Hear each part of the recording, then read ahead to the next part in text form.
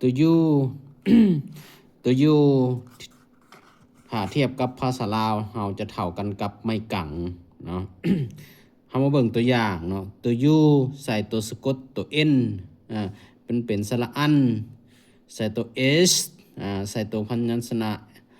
ตัว s อ่านว่าสั้นเนาะ สั้นตะเวนเนาะ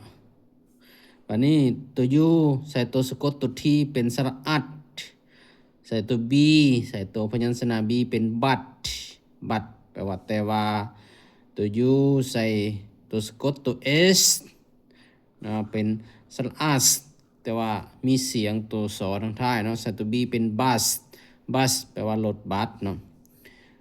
ใส่ตัวสะกด st เนาะเป็นสระอัสแต่ว่ามีเสียงตัวทีทางท้ายอัสใส่ตัว d ใส่ตัวพยัญชนะ d เป็น dust ก็คือขี้ฝุ่นหรือว่าละอองเนาะแบบนี้ใส่ตัวสะกด ck เนาะเป็นสระอักออกเสียงตัวคอทางท้ายเนาะมาใส่ตัว d ใส่ตัวพยัญชนะ d อ่านว่า duck แปลว่าเป็ดเนาะตัว u ใส่ตัวสะกด nk เป็นสระอังตัว n กับตัว k นี่เท่ากับเสียงตัวงอในภาษาลาวเนาะเป็นสระอังใส่ตัว d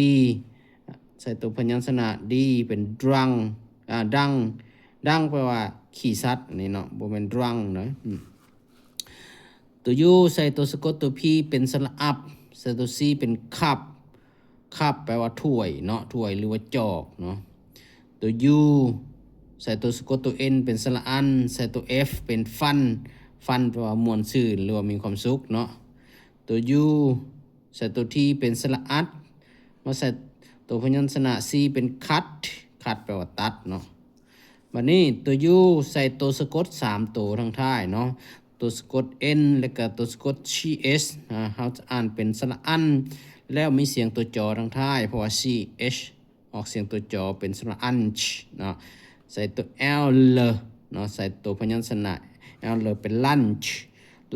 แปลว่าข้าวเที่ยงเนาะอาหารเที่ยงอันนี้เป็นสั้นเนาะคือกันกับทางเทิงที่ว่าอ่านนี่เนาะสั้นแปลว่าตะเวนเนาะบัดนี้ตัว u ใส่ตัวสะกดตัว m เป็นสระอัมเนาะบัดนี้ใส่ตัว g เป็นกำหรือว่ากาวหรือว่าเมือกเนาะตัว u ใส่ตัวสะกด sh เนาะเป็นสระอัสออกเสียงตัวซอเนาะอัสใส่ตัว g เป็นกัสแปลว่าไหลหรือว่าไหลฟุ้งออกมาเนาะตัว u ใส่ตัวสะกด st เป็นสระอัสมีเสียงตัวทีทางท้าย ast เนาะใส่ตัว m เป็น must เนาะ must จะต้องหรือว่าจำเป็นต้องนี่เนาะใส่ตัว p เป็นสระอัพใส่ตัว p ทั้งหน้าเป็นพับก็คืออันนี้มันเป็นลูกหมานะพับ p นี่เนาะอันนี้ใส่ตัว h เป็นสระอัดเป็น hut แปลว่าเถียงนาหรือว่าตูบน้อยเนาะหรือว่าป้อมยามก็ได้เนาะใส่ตัว sh เนาะเป็นสัตว์แปลว่าปิดหรือว่าอัดเนาะ